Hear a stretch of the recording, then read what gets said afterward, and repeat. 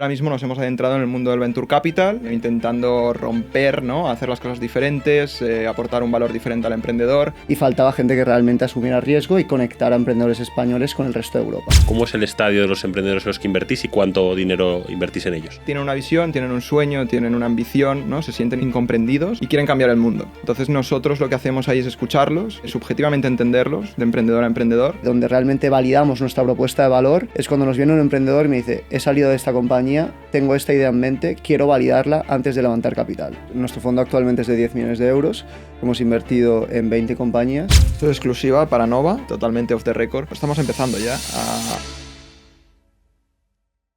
Bienvenidos un día más al podcast de Nova, el podcast donde contamos las historias detrás del mejor talento. Mi nombre es Ramón Rodríguez, soy CEO y cofundador de la compañía y hoy tengo el placer de tener conmigo a Iván Fernández y Edgar Vicente, que son cofundadores de Enzo Ventures, uno de los primeros fondos de Venture Capital creados exclusivamente para Presid aquí en España, y el primero, yo creo, creado por dos personas de menos de 30 años. Es una historia espectacular de dos chicos muy jóvenes que se han atrevido a innovar y a emprender en una industria que tradicionalmente estaba reservada a otro tipo de personas. Así que para todos aquellos que os gusta el mundo de las startups, el mundo de la innovación, que estéis pensando en emprender y que os guste el mundo del VC, pues bueno, creo que tenemos por delante un podcast apasionante. Así que Edgar, Iván, bienvenidos y muchas gracias por estar aquí. Un placer, gracias a ti por la invitación. Para dar un poco de contexto, ¿no?, al que no os conociera, que yo os conocía a los dos, os sigo en Twitter, etcétera. Contad brevemente vuestra historia, ¿no? Quiénes sois y brevemente qué es Enzo. Sí, pues mira, somos Iván y Edgar, yo concretamente soy Edgar, somos dos chicos de Barcelona de 25, bueno, no, que digo 25 empezamos, ahora tenemos 27, 28 años y bueno, montamos nuestra primera compañía, como digo, pues a los 20 y pocos, acabamos vendiendo esa compañía, que luego entramos en detalle si queréis, y ahora mismo nos hemos adentrado en el mundo del Venture Capital, intentando romper, ¿no? Hacer las cosas diferentes, aportar un valor diferente al emprendedor. Y sobre todo llenar, ¿no? Esa propuesta de valor, ese vacío que había en el Presid español, no solo español, sino del sur de Europa, y está funcionando. O sea, la hipótesis que queríamos validar, la hemos validado y, bueno, Enzo ahora pues está en un camino ascendiente, ¿no? Brutal, porque claro, esto es una cosa, Iván, súper rara, ¿no? Que al final yo todos los emprendedores o todos los directores de fondos y de gestoras que he entrevistado por ahora aquí, es gente ya de 40 plus, que casi siempre ha tenido éxito antes, ¿no? Casi siempre ha vendido una compañía, ¿no? Estuvo aquí Ander, estuvo Iñaki, ¿no? Gente que ya tiene una seniority, pero vosotros os habéis atrevido a montar un fondo de VC con 26, bueno, cuando teníais 25, 26, 27, 28 años. ¿Cómo se hace? O sea, ¿cómo se empieza un fondo de Venture Capital con esta edad? Claro, totalmente. A ver, nosotros siempre lo decimos, yo creo que al final estamos emprendiendo en otro sector, distinto probablemente, pero emprendemos en el sector de Venture Capital, ¿no? De los servicios, un tipo de servicios profesionales que es el Venture Capital, pues oye... Totalmente. Entonces nos sentimos realmente que estamos creando nuestra compañía y teóricamente en la práctica lo estamos haciendo, ¿no? Entonces lo que vemos es, oye, identificamos un problema, y sobre todo en España, en una fase muy inicial, en Presid, justo cuando creas tu propia compañía. Y, como tú dices, pues evidentemente todos los fondos que habían tradicionalmente pues tienen un approach quizá un poco más pues enfocado a una etapa más, una etapa más segura, una etapa donde la compañía está un pelín más avanzada y faltaba gente que realmente asumiera riesgo y conectara a emprendedores españoles con el resto de Europa, ¿no? Yo creo que una de las cosas claves es que tanto Edgar, que estuvo un tiempo en Londres, como yo, que estuve en París, acabamos la carrera allí y estuvimos un tiempo trabajando en esos países, vimos realmente la diferencia en básicamente la madurez de los mercados, ¿no? Y efectivamente en Londres sí que hay gente muy joven que ha montado fondos, ¿no? Y en París también. No hay muchos por debajo de 30 años, pero nosotros realmente vimos ese problema y queríamos aportar aquí también al sector español y del sur de Europa pues esa sangre nueva, esa forma de hacer las cosas y esa internacionalización desde el primer momento, ¿no?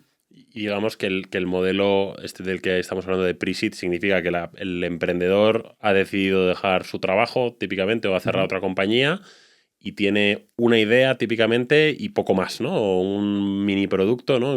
¿Cómo es el estadio de los emprendedores en los que invertís y cuánto dinero invertís en ellos? Bueno, suelen ser personas profesionales, ¿no? Que ya pues tienen una cierta experiencia, ¿no? Incluso algunos, ¿no? Estamos viendo mucho chaval joven empezando, ¿no? Y con ganas de tener su primera experiencia profesional montando su propia compañía y eso es muy bueno, ¿no? Para el ecosistema como tal. Entonces, principalmente tienen una visión, tienen un sueño, tienen una ambición, ¿no? Se sienten incomprendidos, ¿no? En algunos casos, y quieren cambiar el mundo. Entonces, nosotros lo que hacemos ahí es escucharlos, primeramente, subjetivamente entenderlos, de emprendedor a emprendedor, Y luego, pues si nos encaja dentro de nuestra tesis y diversificación, pues les damos el primer dinero para empezar, ¿no? Un dinero que es esencial, pues para validar el producto, si hay demanda del mercado, ¿no? Los primeros clientes, etcétera. Y les ayudamos, ¿eh? No es ten el dinero y haz lo que quieras, sino es, oye, vamos a sentarnos con los primeros clientes, se sienta él, pero nosotros le ayudamos a llegar, ¿no? Bueno, bajamos la estrategia, somos su mano derecha, sobre todo en esa etapa de 0 a 1 o de 0 a 0,5, ¿no? Y eso yo creo que es el valor del VC en etapa pre-seed. Y en esta etapa pre-seed, digamos, tú le das, creo que son entre 100.000 y 250.000 euros, ¿no? Correcto. Ahí entiendo que casi nunca seréis los únicos, ¿no? Habrá alguien más que dará algo de dinero, ¿no? Y entonces el objetivo es validar que efectivamente hay un problema y que hay un pseudoproducto, MVP, etcétera, que lo puede resolver, ¿no? O sea, entiendo que la definición de éxito es validar que realmente la hipótesis era... Correcto. O sea, todavía que probablemente no haya facturación, o es muy posible que a veces sí, pero a veces quizás ni siquiera, ¿no? Justo. Es justo el momento donde entramos, donde hay una pequeña validación del mercado o donde básicamente hay un problema identificado y el emprendedor quiere básicamente proponer una solución, ¿no? Y lo que hacemos es normalmente invertir en rondas en torno a 1 y 2 millones, valoraciones en torno a 5 a 10 millones post-money, buscando siempre una dilución de en torno al 20% del fundador para que realmente pues, pueda mantener un buen porcentaje de la compañía, ¿no? Y digamos que vosotros tomáis, por tanto, como un 10% de la ronda, ¿no? O sea, si la ronda es de Aproximadamente. 1 o 2, ¿no? Si pones 100.000 euros... Incluso menos, tomamos en torno al 5%, y lo que hacemos es, al final, pues bueno, adaptarnos según cada casuística y somos muy flexibles ahí, ¿no? En algunos casos hemos invertido tickets de 100 en una ronda, digamos, básicamente con algún player internacional que tomaba pues una posición mayor, ¿no? Y nosotros ayudábamos pues a esa entrada al mercado español o ayudábamos incluso con esos clientes que comentaba Edgar. Y luego, pues bueno, nos adaptamos a según qué fases, ¿no? Otra de los valores que aportamos es conectarles básicamente con fondos que les puedan acompañar en etapas posteriores, ¿no? Dentro del vehículo de Enzo tenemos varios inversores que son fondos de fondos alemanes, también de británicos y franceses, que lo que hacen es darle continuidad a largo plazo. Con otro tipo de... En las rondas pre-seed entiendo que no es fácil poner la valoración, ¿no? Porque no hay nada más que el emprendedor, la idea y tal. Ahí, ¿cuál es vuestra recomendación? ¿Que se ponga un precio y ya está? ¿Un convertible? ¿Un cap? ¿Cuál es la mejor praxis que habéis visto en estos años que lleváis ya invirtiendo? O sea, yo creo que al final es empezar, en este caso, la casa por el tejado, ¿no? Es decir, cuánto dinero necesitas para validar tu hipótesis, definir, digamos, un runway, ¿no? Un periodo de caja, ¿no? Máximo que puedes tener, en este caso, entre 12 y 18 meses, ¿no? Y entonces, a partir de ahí, sacas la valoración, ¿no? Pues yo qué sé, si Porque quieres... la dilución no quieres que sea más de un Más 20, de un 20, típicamente, ¿no? es estándar. Es el Y rule of thumb, ¿no? te diría menos. O sea, yo creo que en una etapa pre-seed no deberías diluirte más de un 15, ¿no? Porque eso puede comprometer rondas futuras. Claro. O sea, que si yo necesito, por decir un número así gordo, 1 millón para sobrevivir 12 meses, ¿no? Pues oye, la compañía vale 4 y post-money de 5, ¿no? Por ejemplo, ¿no? Ese es el mínimo y si soy un emprendedor muy creíble, pues 9, 10, ¿no? Sí, si eres un emprendedor más creíble, pues entonces no te hará falta validar esas primeras hipótesis, irás a full a escalar, ¿no? Normalmente, entonces ya vas a por rondas de 5 o 10 millones primera ronda y por ende pues tienes valoraciones más altas, ¿no? De entrada. Entonces, sí, es así, principalmente. ¿Cómo de grande es vuestro fondo actual y en cuántas compañías habéis invertido por ahora? Correcto, pues nuestro fondo actualmente es de 10 millones de euros, hemos invertido en 20 compañías y el objetivo es invertir en torno a 30-35 compañías.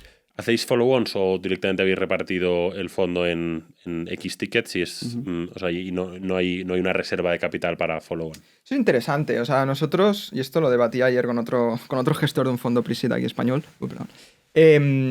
O sea, yo creo que en un fondo de 10 millones no se deberían hacer follow-ons, ¿no? Principalmente, yo creo que tendrías que diversificar mucho, ¿no? Y asumir dilución a medida que van creciendo tus compañías, porque salen mejor los economics. Pero yo creo que cuando estamos ahora en un mercado un pelín menos desarrollado, quizá el norte de Europa, ¿no? Como es España o Italia o Portugal, donde sabemos empíricamente que las valoraciones de salida, ¿no? Los exits, no suelen ser de 1 billion plus, siendo realistas, pues estamos hablando de exits máximos entre 100 y 200 millones en el mejor caso. Entonces sí que es interesante hacer follow-ons.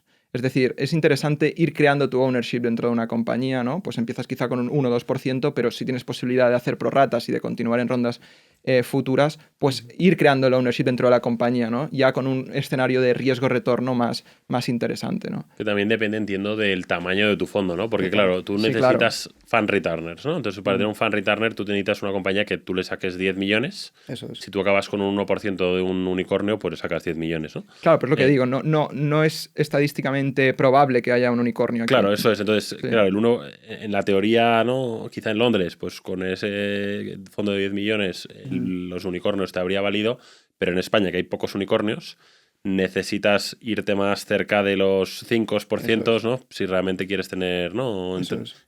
O al menos no quedarte en el 1, ¿no? Irá cambiando, ¿eh? Yo creo que esto es una cosa pues, que a medida que el ecosistema crece irá cambiando, pero yo creo que has de ser pragmático y has de adaptarte a la situación actual del mercado. Y si tienes una que ya te vaya muy bien, pues intentar hacer el follow-on en la siguiente, Sí. ¿no? Porque ya sabes que Correcto. También te digo una cosa, ahora lo hablaba también esta tarde en una reunión, o sea, yo creo que al final, lo hemos hablado al principio, en España está súper cubierto el seed, el pre-seed no, es donde estamos nosotros, y el Series A y posterior tampoco hay mucha oferta ahí, ¿no? Entonces, la posibilidad de hacer follow-ons es mucho más grande, menos competida, que en una compañía de UK, ¿no? Donde todos los fondos de UK pues, están en Series A, entonces ahí no tienes allocation, no te dan ni los prorata. Aquí sí, aquí en compañías españolas o europeas tú tienes posibilidad de hacer follow-on sin ningún problema, la mayoría de casos, ¿no? Entonces hay que aprovecharlo, yo creo. Qué bueno. Para construir esta credibilidad de que, oye, que ha habido gente muy profesional, ¿no? Profesionales, family offices, fondos de private equity que os han dado, ¿no? A dos chicos jóvenes 10 millones de euros, que es una cantidad para que los invirtáis en su nombre. Entiendo que tenéis que tener una cierta credibilidad, más allá de como emprendedores, que luego contaremos, invirtiendo, ¿no? Al principio, si no lo he entendido mal, antes de crear el fondo ya habíais vosotros invertido de vuestro propio dinero en unas cuantas compañías, ¿no? Sí, teníamos una sociedad mediante la cual empezamos a hacer inversiones. Yo creo que un factor clave que nos ha permitido desarrollar esa credibilidad, ¿no? que mencionabas es el hecho de tener acceso a emprendedores de renombre o el hecho de tener acceso también a oportunidades de inversión que básicamente luego pues con el tiempo van madurando y oye, pues has podido entrar en una etapa muy interesante, ¿no? ¿Y cómo haces ese eso? alfa de encontrar el buen emprendedor, ¿cómo se hace? O sea, ¿cómo haces tú para que Claro, el buen emprendedor quiera que tú, una de aparte las de que haya cosas... una necesidad en el mercado, ¿por qué vosotros y no K o el de al lado, no? No, totalmente. Y eso es una de las partes que es más complicado, ¿no? De este sector, de cómo te diferencias, ¿no? Con otros inversores. Pero yo creo que una de las cosas que nos ha ayudado más es el hecho de ir invirtiendo a la vez que íbamos captando capital. Íbamos validando realmente que teníamos ese acceso del que hablábamos y que realmente podíamos llegar a trabajar con emprendedores de primer nivel. Y esos emprendedores al final te ganan su confianza aportándole valor de verdad. Es decir, dedicándole tiempo a, oye, pues vamos a trabajar en un listado de potenciales clientes y te voy a hacer intro directamente con la persona que toma la decisión en esa empresa y te voy a ayudar realmente a eficienciar tiempo y a llegar mucho más rápido, ¿no? Y me pongo a trabajar como si fuera un director de ventas de tu mano esta semana, ¿no? Entonces, y eso de forma altruista totalmente, ¿no? Sin buscar nada a cambio, sin pedir equities, ni modelos raros ni extraños, sino Simplemente buscando... con el mismo incentivo de tu propia inversión y Eso del es. capital que Incluso ya tienes, antes ¿no? de invertir. Nosotros, donde realmente nos, digamos, interesa y donde realmente validamos nuestra propuesta de valor es cuando nos viene un emprendedor y me dice, he salido de esta compañía, tengo esta idea en mente, quiero validarla antes de levantar capital. Entonces yo le ayudo básicamente a validar esa idea y a posteriori, si vemos que tiene sentido y que él realmente se siente cómodo levantando capital, entonces ya tengo la confianza para ser Sí, uno de los primeros vas a ser el primero al inversores. que quiera pedir eso es. dinero, ¿no? Eso es una estrategia interesante. Que bueno, contándonos algunas de esas compañías, ¿no? Yo conozco a mi amigo Karan, en el que Claro. habéis invertido, que es un crack y que, vamos, que seguro que le va a ir fenomenal. Contándonos algunas de esas compañías que hayáis invertido que sean quizá ya más conocidas, que hay alguna, y en las que veáis que hay mucho potencial, ¿no? Y que puedan ser esos potenciales fan returners, ¿no? De este primer fondo. A ver, yo creo que aún es pronto, ¿no? O sea, creo que estamos alrededor de unas 20 compañías, en este fondo haremos unas 25 o 30 nomás.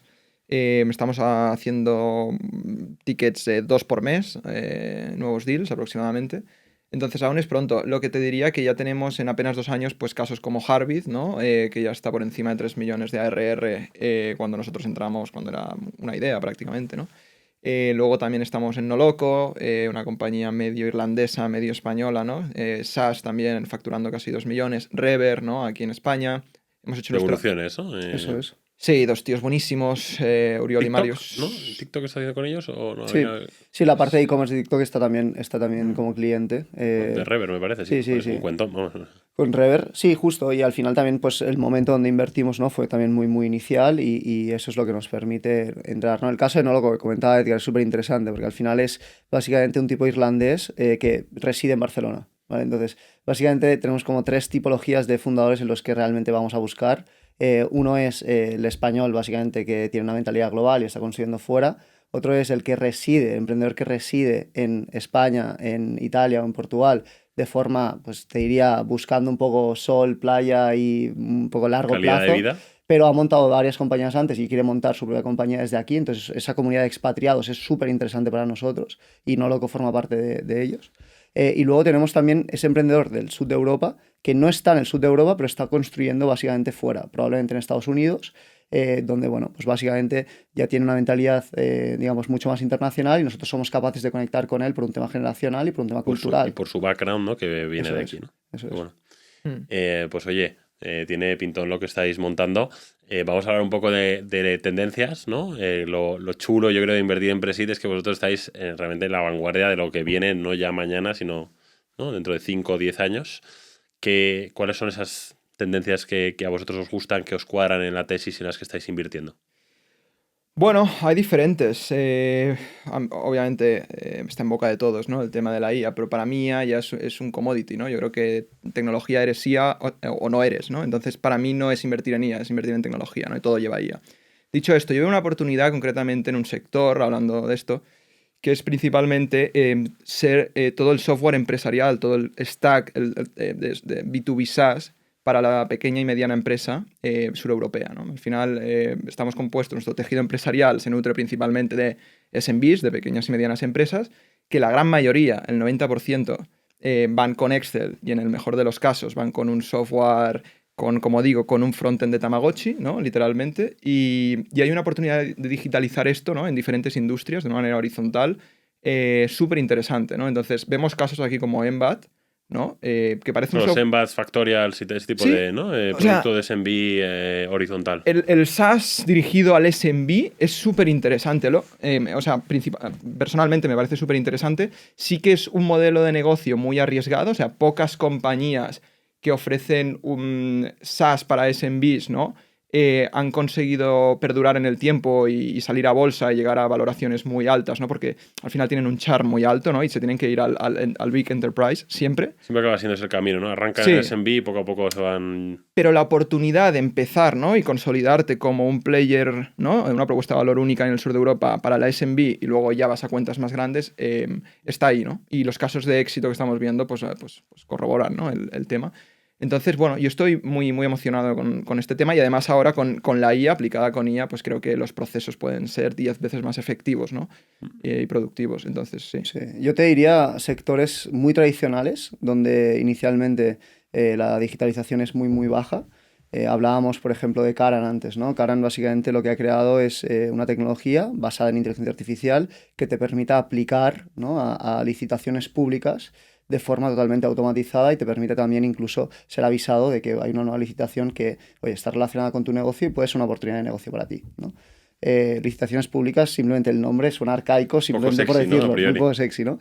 Pero te pongo otro ejemplo que también hemos invertido. Una compañía que se dedica a ejecutar certificados ISO para, digamos, cualquier tipo de compañía que necesite este tipo de certificado, que es algo a nivel global en cuanto a compliance, y lo hace también a través de inteligencia artificial de una forma totalmente automatizada, ¿no? Entonces, este tipo de compañías que estamos viendo y que recientemente hemos hecho inversiones en este espacio, para mí es una de las claves súper interesante este tipo de industrias que antes pues probablemente era mucho más complicado irrumpir, ¿no? y digitalizar y ahora con la aplicación de inteligencia artificial pues están habiendo muchísimas Pero oportunidades ahí. esto es muy loco, ¿eh? O sea, yo creo que está cambiando totalmente el paradigma en tecnología, ¿no? Y vamos a ver cómo responde, ¿no? El tema de la inversión aquí, porque estamos viendo más y más casos, ¿no? De compañías que pasan de 0 a 2, 3, 4, 5 millones de ARR en apenas 3, 4 meses.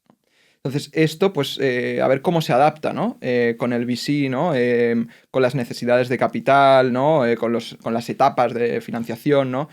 Yo creo que la IA ha venido aquí para desarmar todo. desarmar todo y vamos a entrar en un nuevo paradigma que nos vamos a tener que adaptar, ¿no? Totalmente, y en línea con lo que dices, efectivamente, ¿no? No sé si son estos chicos de Lovable, ¿no? Que en apenas meses creo que están he oído 10, no sé si será verdad o mentira, 10 millones de RR en meses. Sí. Es esta web para producir web apps, ¿no? Sí. Es como una herramienta para hacer web apps.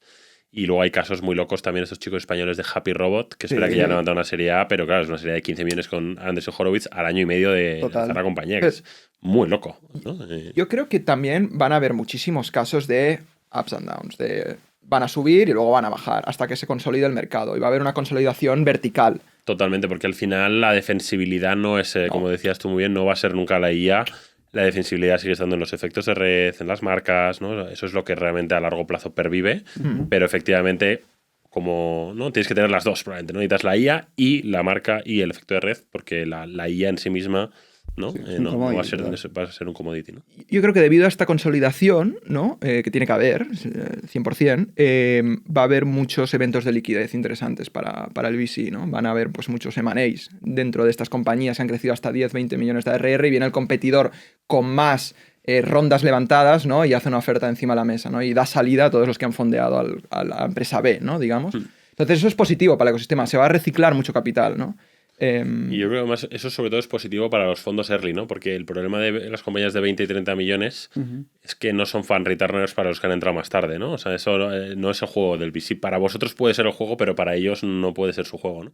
Entonces yo creo que eso hace más interesante quizá vuestro asset class, ¿no? Versus los fondos más tardíos, que venderla en 20 millones no te resuelve el fondo. Total, pero por eso decía que es importante ahora más que nunca el ownership, ¿no? Aunque puedas tener esa flexibilidad de decir, tengo un fondo pequeño, puedo jugar entre un 3 y un 12, yo creo que es contra más mejor hoy en día, ¿no? Porque los exits no son tan grandes como se esperan. Y lo comentábamos, ¿no? El hecho de nuestra propuesta de valor tiene totalmente sentido en la fase de 0 a 1, ¿no? Y pre-seed es algo donde nos sentimos cómodos, donde creemos que va a haber más oportunidades y nos gustaría seguir también en futuros fondos pues con un foco importante en esta fase, ¿no? ¿Cómo captáis emprendedores? Que entiendo que ahí está parte de la magia, ¿no? ¿Cómo conseguís ganaros o encontrar ese emprendedor que tiene una idea y que tiene que validarla o que necesita esa primera ronda de capital? ¿Cuál es vuestra estrategia de go-to-market? Más allá de venir, entiendo, a cosas como este podcast, que seguro que ayuda, ¿no? Pero ¿cómo hacéis? Seguro que ayuda. Nosotros lo que hacemos es, básicamente, algo que nos ha funcionado desde el principio, es trabajar mucho estos efectos de red que comentabas a través de scouters, ¿no? Entonces, tenemos básicamente una figura, un rol que se llama Operating Partner, ¿no? Que es alguien que tiene su propia compañía, está en distintas geografías, pero que a la vez también hace alguna inversión como Business Angel. Entonces, nosotros le planteamos el siguiente esquema. Si él nos trae una oportunidad de inversión que encaja con la tesis del fondo, básicamente, si nosotros acabamos invirtiendo en esa compañía, capitalizamos una parte de nuestra inversión directamente a su nombre.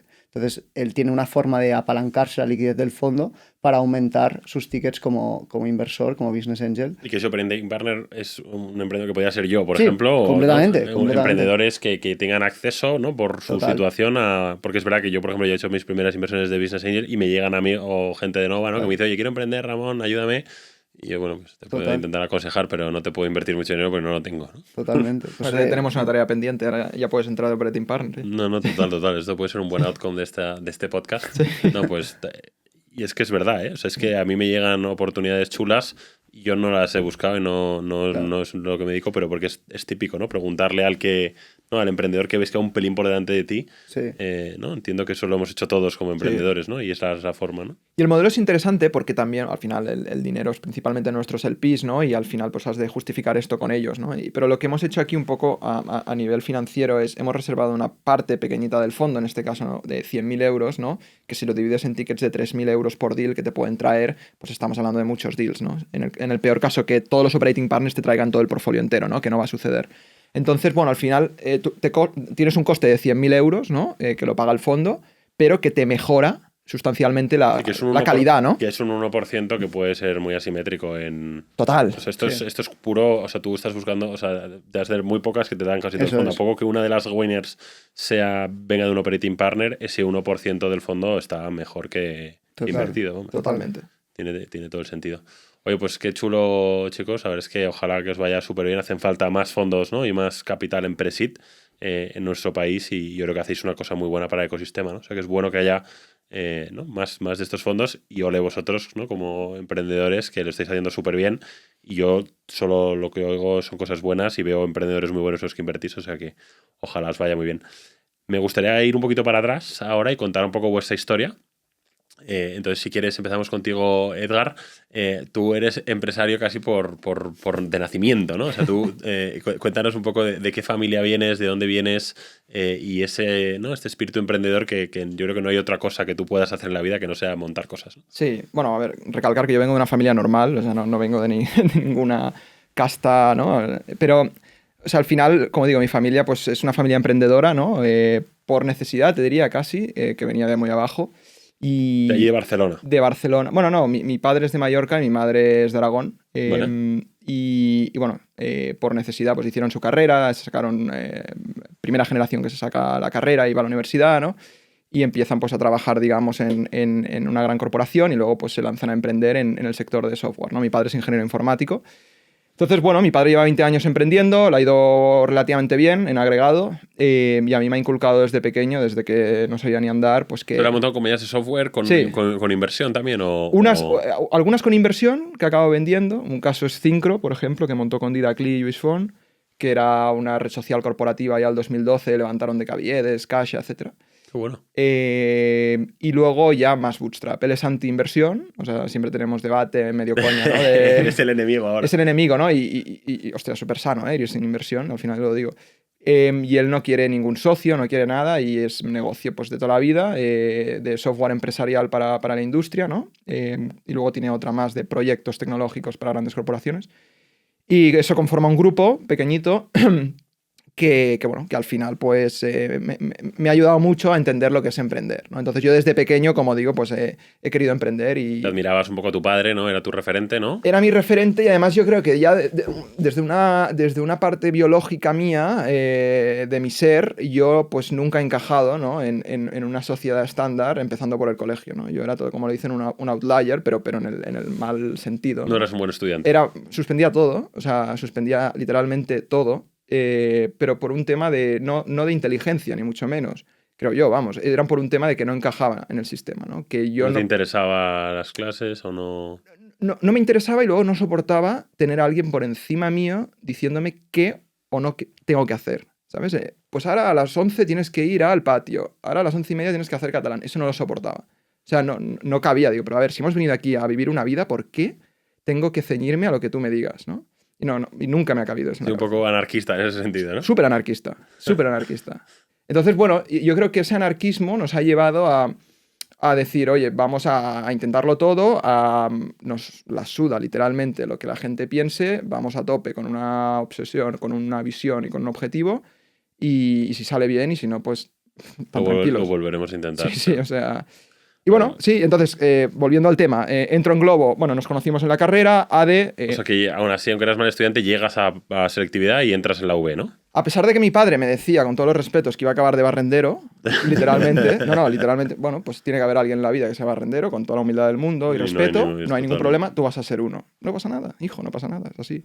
No vas a superar a tus padres, ¿vale? Entonces eso yo creo que me caló, me tocó, entonces ya pues me puse las pilas y entré en ADE, en una carrera aparentemente no muy difícil también, pero me fue muy bien en la carrera, no suspendí y ahí conocí a Iván, ¿no? Y ya pues rápidamente pues compaginé trabajo con estudios. Porque tú directamente desde la uni ya empezaste a trabajar en Globo, ¿verdad? Sí, yo leo en los periódicos que hay una compañía, en 2015 yo tenía 18 años, que se llama Globo, me presento en las oficinas, veo a 4 personas trabajando en un cubículo de Barcelona Activa y les digo, oye, quiero empezar a aprender, ¿no? Sobre el tema de las startups, de la tecnología, ¿no? Por mi cuenta.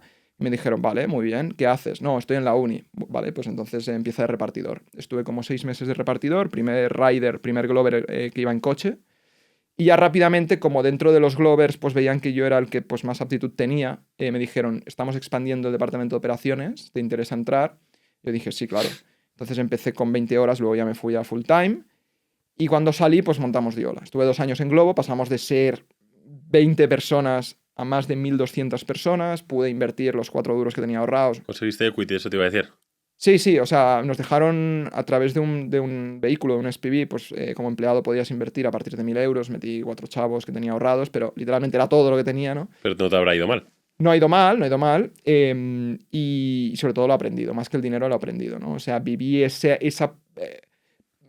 cómo se profesionaliza una empresa, ¿no? De ser 4 chavales, ¿no? Haciendo de todo. No, y hypergrowth increíble, vamos. Esos Pero- años en Globo fueron una locura. O sea, había cambios cada mes. Cada mes era algo nuevo. No cada mes, cada semana. O sea, era una barbaridad, ¿no? Y No. llegabas un día que hacías todo manual y al día siguiente habían fichado a un VP que venía de eDreams para profesionalizar el departamento, ¿no? Entonces, wow. Ahí aprendes mucho. Y bueno, pues ahí salí súper hypeado. Y solo querías emprender y ser solo Oscar Pierre, claro. Y digo, quiero ser como él. O sea, Vale, entonces ahora que echamos con Iván, Sí. ¿te cuenta un poco tu No, historia? les cuento ¿Tú mi historia, mira, ¿De dónde vienes? Yo básicamente, bueno, vengo de Barcelona igual, nací y crecí ahí, nos conocimos en la universidad, como ha dicho Edgar, pero yo creo que... ¿Se dedican tus padres? No, mis padres, básicamente, mi padre trabaja en una corporación y mi madre tiene un pequeño negocio. En ningún caso ambición ni nada, son un lifestyle business donde realmente, pues bueno, yo llegué a la universidad con un perfil que creo que a día de hoy también seguimos siendo como súper diferentes, ¿no? Tanto Eder como yo. Yo creo que eso también lo que hace es complementar mucho. Tú eras mejor estudiante. Yo era mejor estudiante. No tan anarquista. Sí, estaba muy relacionado con deporte durante la... Waterpolo, ¿no? ¿Jugabas Sí, tú, no? sí, durante la ESO, por ejemplo, pues me levantaba y entrenaba por la mañana natación y luego iba al colegio y luego Súper volvía a importante esto, entrenar. seguro, para ser emprendedor, ¿no? Esa disciplina. Efectivamente, yo creo que la parte de, oye, pues tener esa disciplina, de tener esa perseverancia, de, oye, pues en la época de natación, ¿no? Llegar a un campeonato de España con un objetivo de tiempo y quedarte una centésima y no poder clasificarte, pues yo creo que, y aprender y seguir, yo creo que eso, pues al final te va marcando, te va construyendo como persona, ¿no? Y me considero una persona que sí, yo creo que encajo muy bien, yo creo, en el sistema convencional, podría llegar a encajar perfectamente, pero yo creo que al hecho de conocer a la universidad también vi una realidad, ¿no? De alguien que, oye, va a muerte hasta el final, ¿no? Y hay ahí una ambición, digamos, y un ritmo de trabajo que yo no había visto. Y creo que eso lo que nos hizo fue, oye, pues coger un objetivo común, que es hoy vamos a diferenciarnos. Creo que esa fue la base y el origen de todo. Vamos a diferenciarnos. Empezamos. Del alumno medio de la UB, ¿no? Correcto. Que es verdad que el alumno medio de la UB, esto es un estereotipo, pero creo que en general es verdad, es menos ambicioso que el de la Pompeu. Probablemente, Los de la probablemente. Pompeu son más espabilados, Total, aunque es total. pública y tal, pero son los que quizá de casa, ¿no? Vienen un poco mejor asesorados. El de la UB medio viene mal asesorado de casa, probablemente. Nadie le dice que es startups, consultoría, banca de inversión ni nada, ¿no? Completamente. Y al final yo creo que eso nos hizo, ¿no? El hecho de decir, oye, vamos a intentar hacer algo diferente, no vamos a intentar diferenciarnos, no podemos estar un lunes pues, oye, en el bar de la universidad jugando a cartas, ¿sabes? No he venido aquí para esto, ¿no? Entonces yo creo que yo venía con esa parte también de autoexigencia de la mano del deporte. Él venía con esa parte probablemente más relacionada con el mundo de empresa, con esas primeras experiencias en Globo y con, oye, Globo no deja de ser uno de los primeros casos de éxito en España de empresa de máximo crecimiento y que ha llegado a tener, digamos, un ritmo y una forma de hacer y una internacionalización que no teníamos antes, ¿no? Entonces, yo creo que eso también pues, ha afectado y ha ido muy bien al ecosistema. Y bueno, juntamos esas, digamos, pues, no sé, capacidades, aptitudes, valores, no sé cómo nombrarlo, pero lo que fue es, oye, un resultado de vamos a intentar diferenciarnos, creamos una primera compañía. ¿Esa compañía en qué año la montáis? 2016. Que todavía estáis en la carrera, ¿no? Sí, sí. O de hecho estáis... Entre primero y segundo, sí. De hecho, yo aún estaba en Globo. O sea, duré compaginando carrera, Diola y Globo 3 meses. Sí. Pero lo dejé rápido luego ya. Y contándonos un poco qué era Diola. Bueno, pues básicamente Diola era una tecnología que te permitía digitalizar las tarjetas de visita y básicamente intercambiar contactos entre personas. Entonces empezamos con la idea de digitalizar las tarjetas de visita directamente para el consumidor. Estuvimos hablando pues básicamente con todos los organizadores de eventos de Barcelona. Todos nos decían que no, evidentemente, y no monetizábamos absolutamente nada los 2 primeros años. Pero seguimos persistiendo. Porque era como difícil como bajarte una app solo para cambiar la tarjeta, ¿no? Era Había como... mucha fricción en esa parte de bajar la aplicación y sobre todo el hecho de monetizarlo, ¿no? Porque nadie está, digamos, acostumbrado a pagar por gestionar sus datos en una vertiente más personal. Si gastas poco digamos. dinero tampoco en la impresión de unas tarjetas, tampoco es la cosa más cara. Correcto. Es un mal menor, digamos, ¿no? Que está ahí, que no molesta y que cumple su función. Probablemente alguien que va a conferencias y ferias constantemente pues está, oye, cansado de las tarjetas, pues le hace una foto y luego la tira a la basura, ¿no? Entonces es un mal menor. Una vitamina, ¿no? No es una aspirina. Eso es. No había un problema real, ¿no? De raíz que solucionar, ¿no? Pero tuvimos mucha suerte, como te comentaba antes, de conocer a nuestro CTO, que es básicamente un tipo brillante, la Universidad Politécnica de Cataluña, que bueno, básicamente hizo ingeniería informática, se aburría probablemente como nosotros en la carrera y quería diferenciarse también, ¿no? Y yo creo que nos entendimos muy bien, fuimos capaces de trabajar durante 4 años juntos y logramos pues crear un producto que más tarde alguien nos compró, ¿no? Entonces, Pues digamos que entre el primero de carrera y justo un año después de acabar la carrera es cuando vive Diola. Sí. Que al final vendéis y vendéis la tecnología, no vendéis la compañía, ¿no? Correcto. Eso es, sí. De hecho, nuestra primera oficina fue el coworking de la universidad. Estudiábamos exámenes y a la par trabajábamos en el mismo sitio. Sí, y bueno, al final entramos, yo creo que hay un punto de inflexión interesante, fue entrar en Connector, que en su momento era una aceleradora bastante interesante. De hecho, Globo sale de Connector. Ahora obviamente creo que ya ni opera, pero bueno, el hecho de entrar en Connector nos dio, digamos, esa visibilidad, ¿no? Ese escaparate del ecosistema startupero que no teníamos ni idea, ¿no? Más allá de mi experiencia en Glow. Entonces ahí conocimos a personas, pudimos conocer a los 3, 4, 5 angels que invirtieron en la primera ronda, ¿no? Que yo creo que la primera ronda fue interesante un poco pues también para podernos dedicar full time. Y luego, pues, obviamente vivir todas las situaciones de falta de dinero, falta de runway, pivotar, etcétera, ¿no? Entonces, como dice Iván, pues pasamos de una manera pues bastante loca, ¿no? De un enfoque B2C, ¿no? Donde nos dábamos de golpes contra una pared, ¿no? A ver, digamos, una oportunidad, una demanda real. De hecho, es que la situación es súper interesante porque nosotros estábamos en el Mobile World Congress con un stand de Diola para el tema de las tarjetas de visita, donde obviamente pues enseñábamos, ¿no? El uso de cómo intercambiabas dos tarjetas de visita, que esto no lo hemos contado, pero lo hacíamos por ultrasonido, ¿no? Nos vimos obligados a desarrollar una tecnología propia que no dependiera del sistema operativo, que no sea NFC ni Bluetooth, porque eso no permite conectar iOS con Android. Entonces nos vimos obligados a buscar una solución, ¿no? Entonces desarrollamos esa tecnología sofisticada de ultrasonido para conectar 1 a N dispositivos. Entonces, eso cuando lo enseñábamos en directo, ¿no? En el 4 Years From Now, nos viene un tipo de Banco Alfalá, si no recuerdo mal, que era un banco turco o del este de Europa, no me acuerdo concretamente dónde, y nos dice, oye chicos, esta tecnología es brutal, esto de las tarjetas, dejarlo literalmente, quiero hacer una POC, una prueba de concepto con vosotros, para aplicarlo a pagos. O sea, quiero que mis usuarios de Banco Alfalá, que tenían millones en Turquía, no sé dónde eran, hicieran pagos peer-to-peer sin necesidad de internet por ultrasonido. O sea, totalmente disruptivo. Entonces dijimos, ostras, vale. Entonces fue una POC que nos pagaron un dinero pequeñito pues, para empezar a desarrollar producto y ya a partir de ahí pues licenciamos y empezamos a aplicarlo a diferentes verticales. Y fue allí, con la compañía esta se llama Social Labs, que hicimos un proyecto concretamente para ellos donde requerían de esta tecnología y finalmente pues nos hicieron una oferta interesante de comprarla pues para ellos tener unas economics, ¿no? Mejor. El proyecto de esta compañía de qué era? O sea, ¿cuál es el caso de uso? Ellos principalmente querían abrir accesos, digamos, en hospitales. Tenían un cliente muy grande que se llama Hospitales Ángeles en México. Y abres con el móvil sí, vía quirófano, ultrasonido. exacto, quirófanos y tal. Claro, que ahí hay Sí. zonas que no habrá buena cobertura, ¿no? En muchos hospitales Sí. o no habrá internet o lo que sea, ¿no? Exacto, sobre todo en plantas bajas. Entonces ahí les interesaba mucho porque era un proyecto muy grande. Nosotros obviamente pues pedíamos un precio pues decente, ¿no? Pues al final hacíamos pocos proyectos, pero bien pagados. Y al final comprar la compañía fue mejor para ellos. ¿En qué orden de Sí. magnitud la vendisteis? ¿O vendisteis la tecnología? Sí, Bueno, la venta fue en torno a 1 millón de euros. Tampoco es algo que vayamos comentando demasiado, pero es algo que podemos decir con total naturalidad. O sea, al final es un éxito, no te cambia la vida, no te da realmente, digamos, absolutamente nada más Hombre, allá pero de... esos 4 años de curro por lo menos tuvieron, Claro, correcto, un cierto retorno y pudisteis arrancar a invertir, ¿no? Porque de repente teníais cada uno 200 y pico, ¿no? 300, lo que fuera, que os permitieron, entiendo, invertir en esas primeras compañías antes de levantar el fondo, ¿no? Eso es, Sí, completamente. hicimos una sociedad, también metimos algún amigo cercano más con la idea, pues eso, se llamaba Enzo, era un primer microfondo, ¿no? Y ahora arrastramos el nombre, ¿no? Pero no teníamos ni mucho menos la idea de profesionalizarlo a este nivel, ¿no?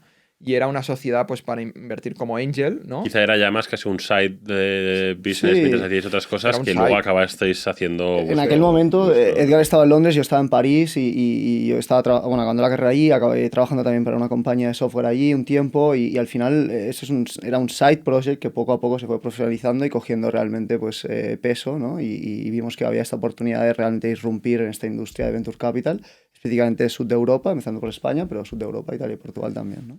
¿El nombre Enzo de dónde viene?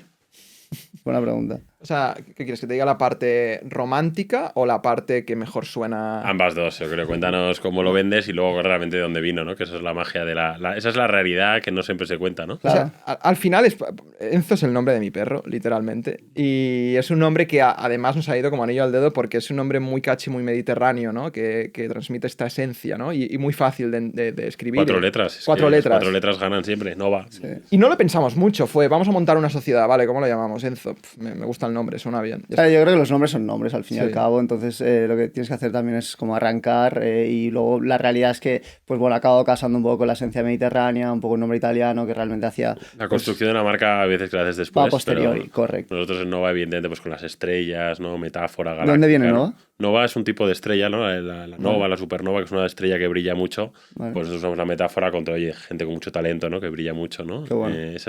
Nos cuadra bien, pero bueno, Sí. que al final lo puedes explicar a priori o a posteriori y las explicaciones no son siempre las mismas. Correcto. Contadnos un poco cómo funciona, cómo es el día a día de un inversor de Venture Capital, ¿no? O sea, vosotros levantáis por la mañana, ¿no? ¿Qué pasa, ¿no? Una semana típica, ¿qué hacéis?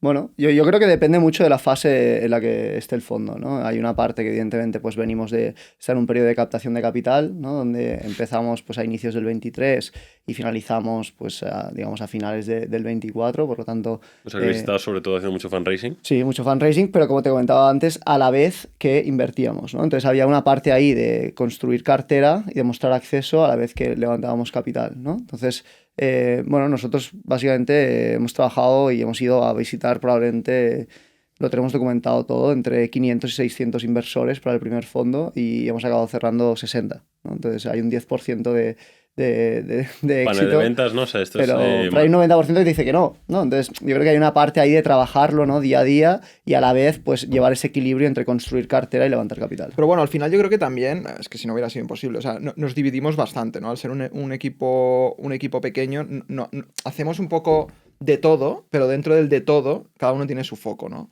Concretamente, Iván se centra más en la parte de deal flow, construcción de cartera, está más cercano con los emprendedores en esta etapa. Yo también llevo mis deals, pero tengo menos. Y yo me dedico más a la parte de fundraising, ¿no? Desde el primer fondo. Entonces, eso nos da bastante vida, porque si no, sin foco, ¿no? Y sin esa división, ¿no? De divide y conquista, pues hubiera sido imposible.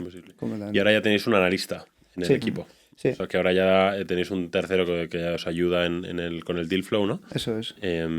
¿Cómo es vuestro ratio, no? Que esto yo creo que es bueno que la gente lo sepa, ¿no? Vosotros llegarán seguro muchas oportunidades o gente que quiere levantar rondas y le diréis que no. Sí. ¿Tenéis ya idea o métricas de más o menos cómo es ese ratio? Digo, porque la gente entienda que lo normal es que te digan que no. No, sigue siendo muy alto el porcentaje de compañías a los que hicimos que no, o sea, probablemente más del 90%, incluso más del 95%. Mucho más. Muy, muy alto. Pero la realidad es que probablemente una de las claves es identificar bien qué tipo de socio quieres, ¿no? Y ir con una propuesta que realmente encaje, ¿no? Yo creo que es un trabajo que poca gente hace realmente. Y a veces pues ves un fondo, ¿no? Y vas directamente, pues, oye, quizá tienes que ver si realmente su tesis de inversión encaja, si puede ser un socio estratégico para ti o no. El estadio es bueno, ¿no? Porque quizá el estadio, ¿no? O estás muy... Sí, nos llega de todo, prácticamente nos llegan compañías de growth, nos llegan compañías pues más de economía real, ¿no? Nos llegan compañías de todo tipo, incluso inversiones que pues, serían de un estilo más private equity, ¿no? Que realmente, pues bueno, es algo que está completamente fuera de nuestra tesis. Uh-huh. Y que bueno, entonces este fondo entiendo que tiene una vida de 10 años, ¿no? Como Sí. suele ser. ¿Cuándo se empieza a levantar el siguiente fondo, ¿no? Entiendo que ¿cuándo pensáis acabar la inversión de este primero para arrancar con el fundraising del siguiente? Esto es exclusiva para Nova. Estamos empezando ya a levantar. Llevamos 2 semanas apenas, totalmente off the record. Pero bueno, la verdad que ya tenemos los primeros commitments verbales. Qué bueno. La sensación, veremos, ¿no? Es muy pronto, pero yo creo que lo levantaremos bastante más rápido que el primero, ¿no? Porque digamos que esas últimas 10 compañías, en los próximos 5 meses están... Bueno, el próximo, o sea, este año probablemente, 2025. O sea, tienes que invertir el 70% de tu fondo 1 para poder hacer un closing en el fondo 2. Entonces estamos ahí ya. Estáis ahí. Sí, Entonces, yo creo que durante este 2025 vamos a hacer un primer closing y yo creo que idealmente a finales de año cerrar el fondo completamente o si no, inicios del 26. Pero ya empezar a invertir desde el fondo 2, yo creo, segunda mitad de año, si podemos. Qué bueno. ¿Y tamaño, estáis pensando en algo quizá un poco más grande o Sí. por ahora en 10 millones estáis cómodos? No, 3-4 veces más grande. Que yo creo que esto es una cosa que hemos debatido bastante. Yo creo que es el tamaño óptimo para hacer pre-seed en el sur de Europa hoy en día.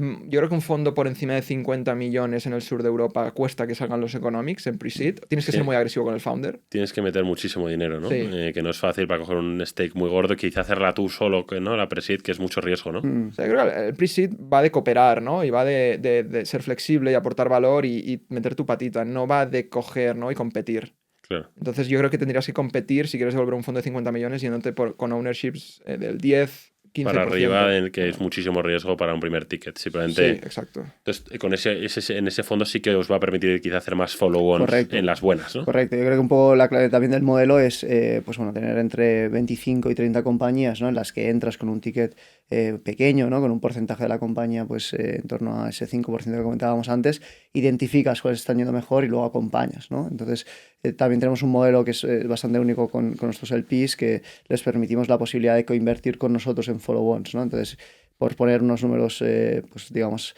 bueno, totalmente al azar, pero entre 30 y 40% para follow-ons. Si planteamos ese escenario, lo que hacemos es no invertir de forma directa en las compañías, sino básicamente creamos SPVs, que son vehículos de inversión, donde nosotros ponemos el 20% del vehículo y el 80% lo abrimos a nuestros LPs. Entonces, muchos tienes la capacidad también de coinvertir con nosotros en aquellas compañías en las que ya están yendo bien, llevamos 1, 2, 3 años trabajando con ellas y pues de otra forma no tendrías la posibilidad de entrar, ¿no? Entonces, el hecho de que Enzo esté dentro ya te abre la posibilidad también a coinvertir en fases más avanzadas. Súper interesante. Vamos ya si queréis a la parte un poquito más personal, que también me gusta mucho hacerla. ¿Qué es para vosotros el éxito? ¿Qué queréis conseguir? ¿Cuál es, ¿no? ¿Cuál es el fin último que queréis conseguir con vuestra trayectoria profesional? Buena pregunta.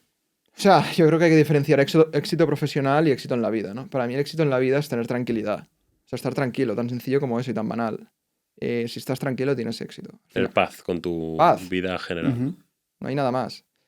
Éxito profesional yo creo que se traduce en dinero, ¿no? Porque el dinero da paz. Otras cosas están alrededor de la paz, ¿no? Como el amor, yo creo.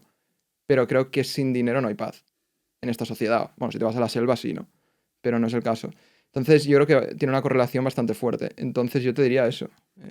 Sí, para mí es probablemente estar como más alineado con tu propósito vital y ser capaz también de desarrollarte pues digamos en ámbitos, ¿no? Más en el personal, familiar también, con tu propósito probablemente como persona, pero luego también a nivel profesional pues ser capaz de satisfacer ese hambre, ¿no? Esa ambición y ser capaz de llevar un equilibrio que pues en muchos casos no es evidente y es complicado, ¿no?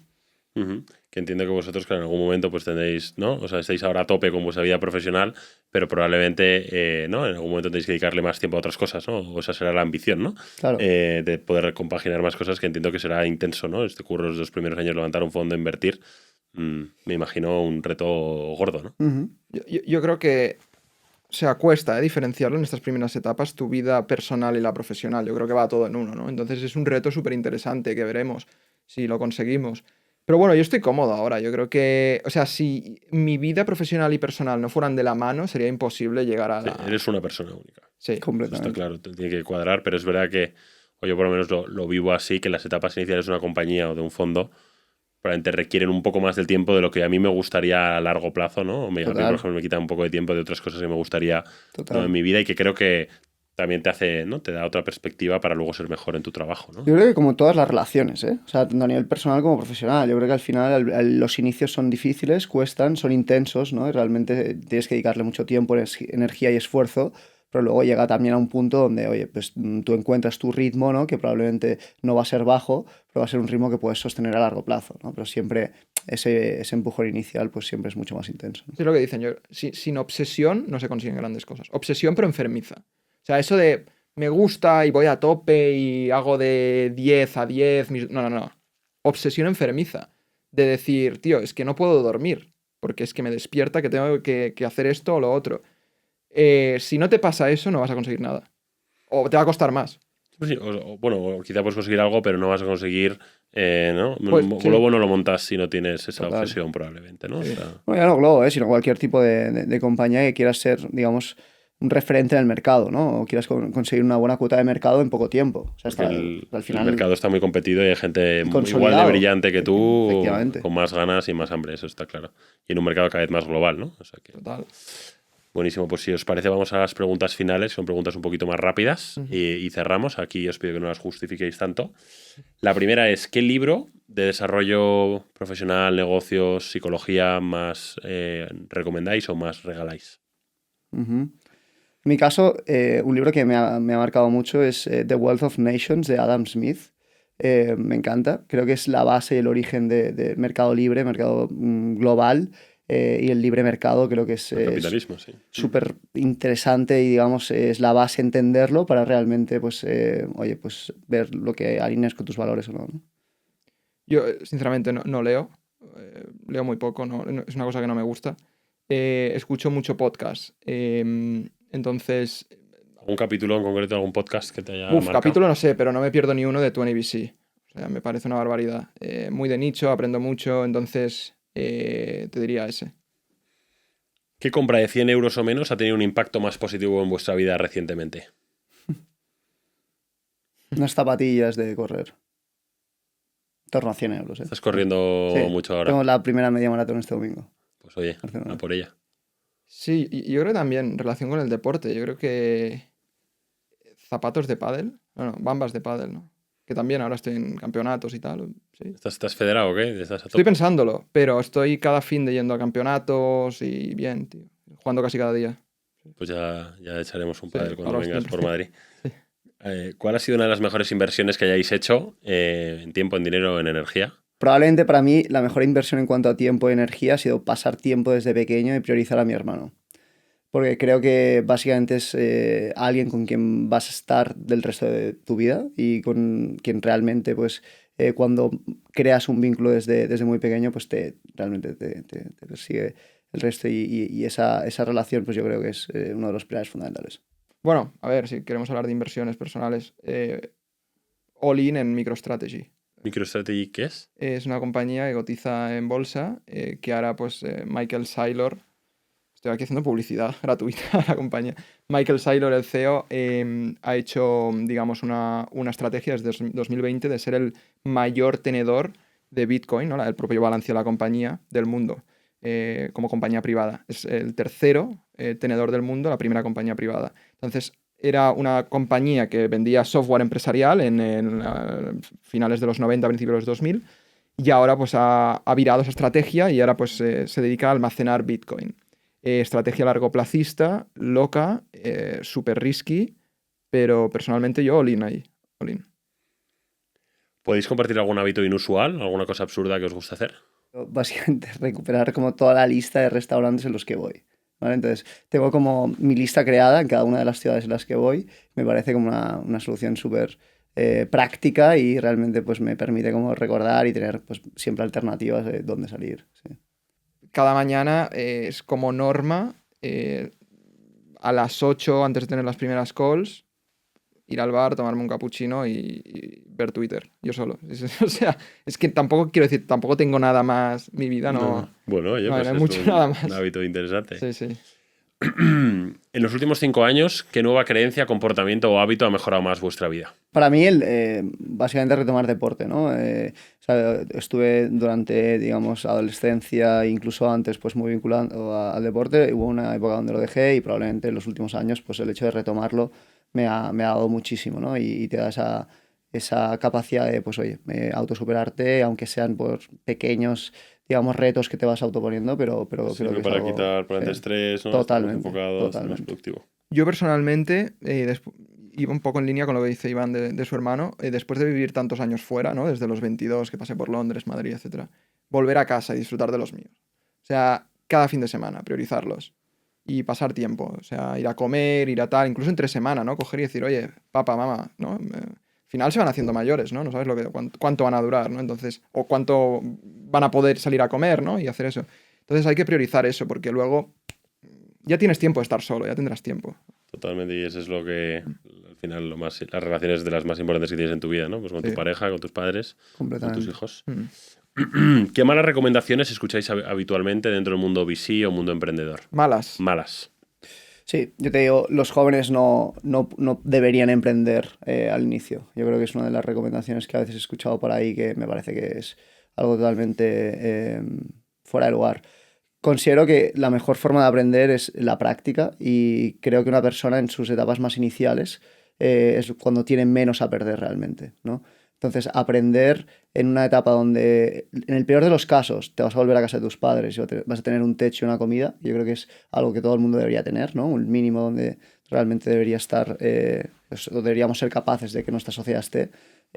Creo que la juventud está para tomar riesgos y para asumirlos y para realmente no quedarte con nada en el tintero que unos años después puedas decir, debería haberlo hecho. Sí, estoy totalmente de acuerdo, o sea, no, totalmente en línea. He escuchado por ahí, ¿no? La mejor edad para emprender es a los 40, porque tienes que primero coger experiencia. Madre mía, pero no, o sea, no, esto no va así, o sea, es mentalidad española eso, ¿no? Eso es un trade-off, yo creo, ¿no? La data que yo he visto, sí que hay más emprendedores de éxito a los 30 y pico, 40, porque una cuestión de conocimiento de los problemas, pero 100% alineado con que el riesgo es mucho, o sea, veo menos gente atreviéndose a los 30 a los 40 porque muchas veces están en la jaula de oro, ¿no? Yo lo veo, por ejemplo, en mi promoción de BCG, los que estamos emprendiendo somos los que nos fuimos pronto. Claro. Porque si te vas muy tarde ganas ya tanto dinero que de repente es una locura. Total. Y luego podemos discutir que es joven, ¿eh? O sea, podemos decir, oye, 25, 35, perfecto. Para una persona de 35, 40 años es joven, ¿no? Pero si hablamos de tener que esperar a acumular una experiencia para lanzarte, si cuando te lances vas a tener que empezar desde cero igual. Vas a tener más experiencia en otro ámbito, vas a tener más conocimientos teóricos, pero prácticos vas a tener exactamente los mismos. Totalmente. Creo que ahí hay un trade-off y también cada uno encuentra el momento, ¿no? Y la idea en el momento que la encuentra, ¿no? No todos Correcto, a la vez. Correcto. Yo sí que a priori sí que diría que tener un jefe un tiempo, ¿no? Como tú pudiste quizá tener en Globo y tal, yo creo que no está mal verlo en otro, ¿no? Una startup de otro, yo creo que puede ser útil, pero llega un momento donde el rendimiento marginal es muy bajo. Total. Trabajar por cuenta ajena, muy bajo. Entonces, a mí cuando me hacen esta pregunta a los chavales, yo les digo, mira, no está mal que trabajes un tiempo para otro en un sitio donde te enseñen bien. Cuanto antes vete a una startup para que veas de qué va la vaina, porque si no lo ves desde dentro es difícil. Pero yo no creo que te haga falta 40 años necesariamente. Sí que es verdad que, hombre, pues con 40 años seguro que conoces un problema y si tienes el valor de hacerlo, fenomenal. Pero alineado con que... Yo, por ejemplo, yo sí que intenté startups en la uni y creo que el haberlo intentado en la universidad me ha ayudado mucho a no tener la aversión al riesgo de, pues si va mal, pues no pasa nada, pues montamos otra, ¿no? No, y que vas cero vallas, o sea, no, vas ahí... o sea, es decir, si tú tienes una primera experiencia profesional, ¿no? Ya tienes, digamos, unas ideas, ¿no? Unas metodologías, ¿no? Ya adquiridas que a lo mejor no te dejan pensar en grande, ¿no? Entonces tú sí empiezas como un papel en blanco, un folio en blanco, ¿no? Y empiezas a emprender de cero, es como que tu upside es limitado, ¿no? Entonces yo creo que es interesante intentarlo, por lo menos al principio. Luego, si sale bien o sale mal, puedes volver a intentarlo, ¿eh? Pero ir cero vallas para mí es clave en emprendimiento. ¿Cómo os gustaría ser recordados? A mí personalmente me gustaría ser recordado como una persona que, oye, tuvo un propósito, fue capaz de cumplirlo y tuvo un impacto positivo en la sociedad, ¿no? Y yo creo que contribuyó, yo creo, en la parte de desarrollo económico en Sud de Europa, especialmente en España, ¿no? Yo creo que eso es clave, nos queda muchísimo y cada vez que sales fuera, ¿no? Ves y aprecias lo poco que nos valoramos, ¿no? Y creo que hay un talento extraordinario en España, creo que tenemos una oportunidad brutal de realmente convertirnos en un país líder y que muchas de las veces solo te das cuenta cuando sales fuera, ¿no? Y estoy convencido de que este es el mejor país del mundo y creo realmente que nosotros tenemos la posibilidad de hacerlo mejor y de traer buenas praxis y de realmente contribuir a ello, ¿no? Entonces, eso es fundamental. Yo tan sencillo como una persona humana, o sea, me vaya bien o me vaya mal, no perder ese toque humano, esa humildad, esa cercanía, ¿no? Tan sencillo como eso, el resto me da igual. Y a la última, ¿a qué persona que conozcáis o qué personas que conozcáis y admiréis nos animaríais a invitar al podcast? A mí, yo creo que los chicos de Rever, Uriol y Marius, son una máquina. He de hablar súper bien. Son una puta máquina, son unas máquinas, tío. Pues ese me parece muy buena recomendación. Sí, así como gente joven también, pero que haya estado relacionado con un emprendimiento y que pueda ser referente, ¿no? Y que pueda tener ya cierto recorrido, pues yo te diría Mario y Javi de Harviz. Tanto Mario como Javi creo que pueden ser unos Pues os pediré ahí invitados. intros y les intentamos invitar. Oye, Iván, Edgar, ha sido un placer teneros aquí. Muchísima suerte, estáis haciendo un proyecto brutal, os seguiremos desde Nova y ojalá pues creéis uno de estos fondos que cambie un poco el panorama del VC en Presit en España. Gracias por vuestro Gracias, tiempo. muchísimas gracias. Gracias a todos y hasta la semana que viene.